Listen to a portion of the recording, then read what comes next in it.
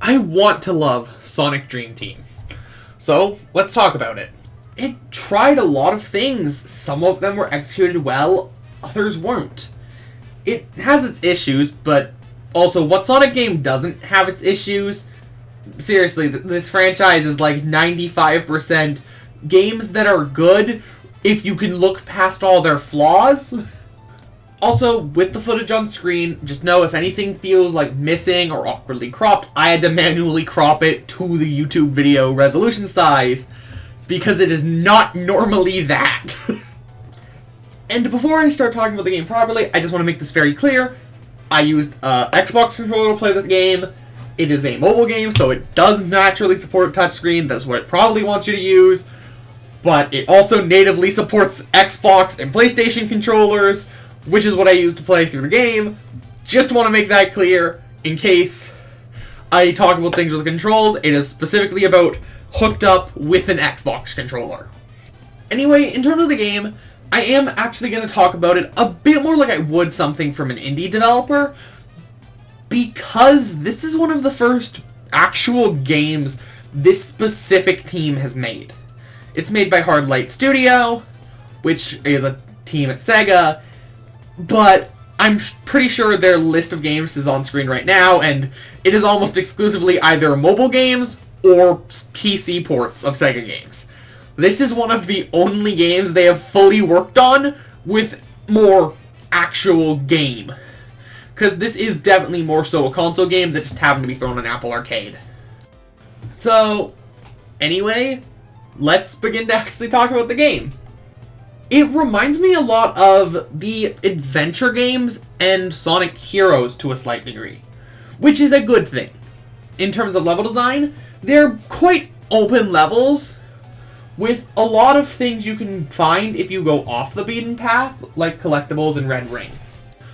Albeit with the controls of the Boost games. Although there is one mechanic I really missed from the Boost games, the Stomp. I'm sorry, it feels so awkward to not have a way to quickly get down from the air. On top of the slightly floatier physics. It's not that big of a deal with the physics. They feel perfectly fine, but I definitely think if you were to put them side by side with some of the other Boost games, they definitely have a bit more float to them. Also, please just let the Boost hurt enemies. I really missed this feature. I know it wasn't there in Frontiers either, but I sure wish it was.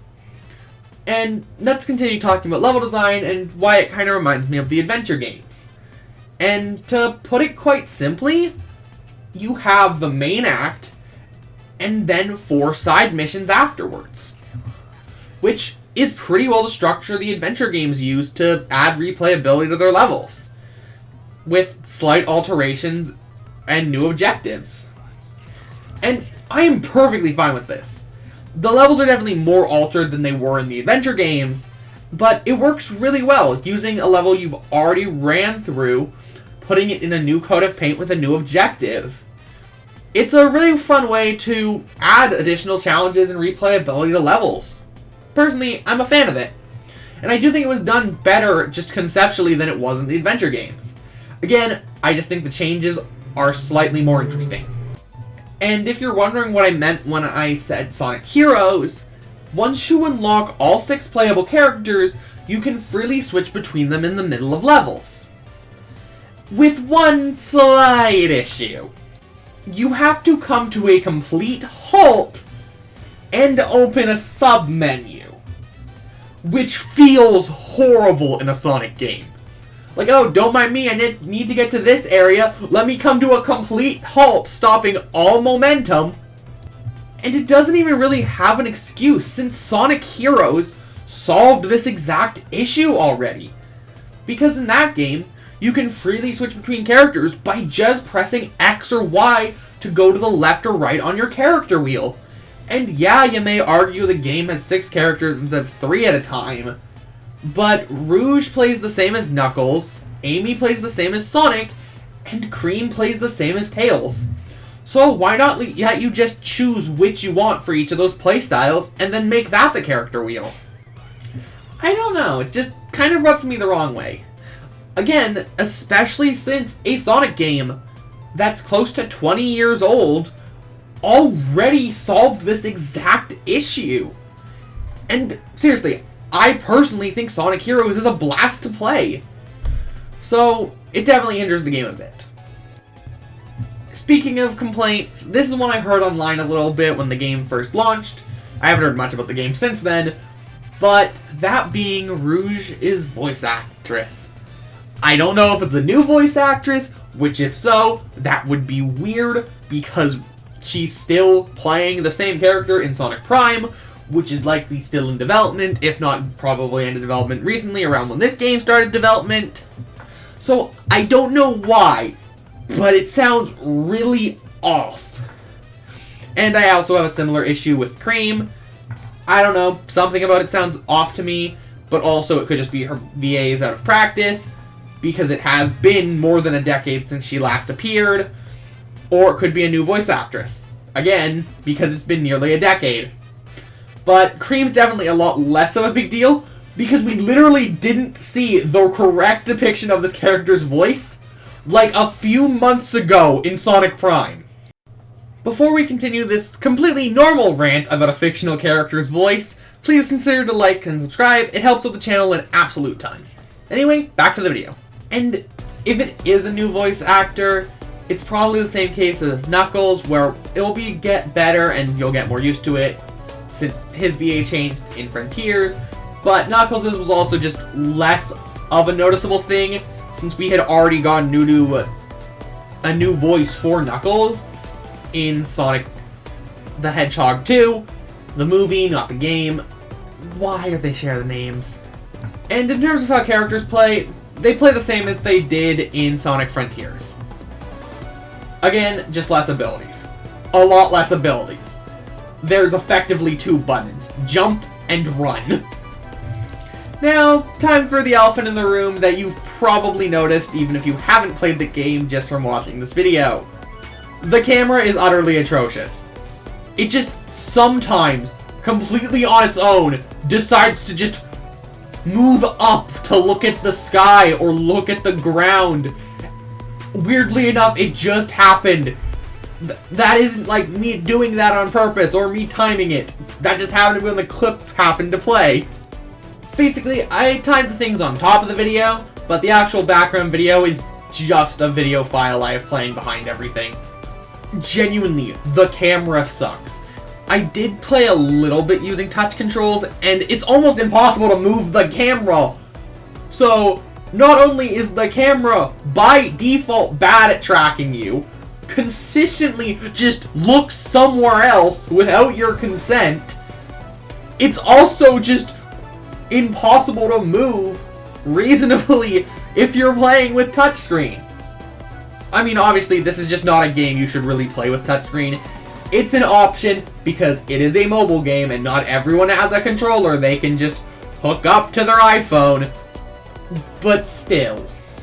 For clarification, aside from the camera, I don't have too many glaring issues with the controls, with a controller at least, just because it generally did control pretty well. I didn't have too many issues. It was nothing major. And frankly, a lot of my issues do get a bit nitpicky, and that's more so just also because I have so many other games in this franchise to compare it against. Also, just before we continue, visuals in terms of animation, I really like. The victory animations for characters is great. Some of them just feel very much like themselves. Cream and Cheese share an embrace, and it is adorable. Genuinely, stuff like that is great. Also, Cream is my favorite character in the entire series. I'm just happy she's back. Is she a reskin of Tails? Yes. Do I care? No. Is she who I played as almost entirely after I unlocked her? Absolutely! And you may wonder why the title is somewhat negative when I've said a lot of praise for this game. And that is because will I think it has its merit, and again, considering the circumstances of the team, was really well made. It also feels kind of awkward, the camera's frustrating, The missions are very repetitive. Will I like the concept when almost every single world shares the same set of missions? There's only 4 separate zones. There's a weekly challenge, which is just playing through missions you've already done. There's a collectible trophy system, but that doesn't do much. One of the things I will give the game is there's 2 collectibles, red rings and blue ring coin things, which are both available at the same time, which is great. I'm glad it isn't a case like Sonic Forces. But they're somewhat annoying to get. I like the mixture of openness and fluidity in levels, but the camera takes away from it. The slight repetitiveness of some missions is annoying. And will I like the idea to run on walls and half pikes? You are kinda seeing its execution. I find I often just fall off of it for no reason, or the camera just moves awkwardly and screws me over.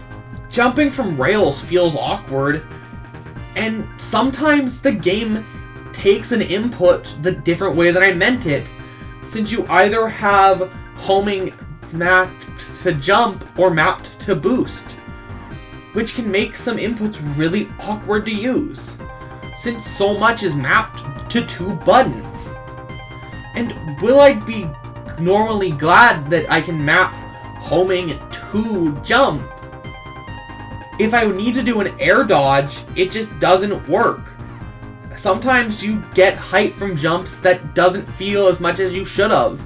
Some things launch you up in the air, but they also sometimes don't. Genuinely, I think the game is good, and considering the team, I think they did a great job. A lot of it feels fun, and I did enjoy it. But it needs a lot of improvement, and I really hope the game can see that. And if it can't, hopefully it gets improved in a sequel or another game from the team. Because at the bare minimum, it's still a fun Sonic game. So, it just has some issues. And if you want to play it and have Apple Arcade, I highly recommend doing so. If you don't have Apple Arcade and want to get it for this game, it's not too bad of a price. And if there's another game on Apple Arcade you want to play, it's probably worth getting. And if you're on Android, sorry! I don't have much I can say. You're just out of luck. Given I do actually like some of the level ideas. You got a kind of stereotypical Green Hill-esque area. There's a factory that emits honey-like goo, and more. I think the ideas for the areas are actually pretty solid. Either way, I'll see you guys in the next one. And if you want more from me, please check out my latest video, Top 10 Best Games of 2023. I worked really hard on it, and it is not doing the best. See you guys in the next one. Bye!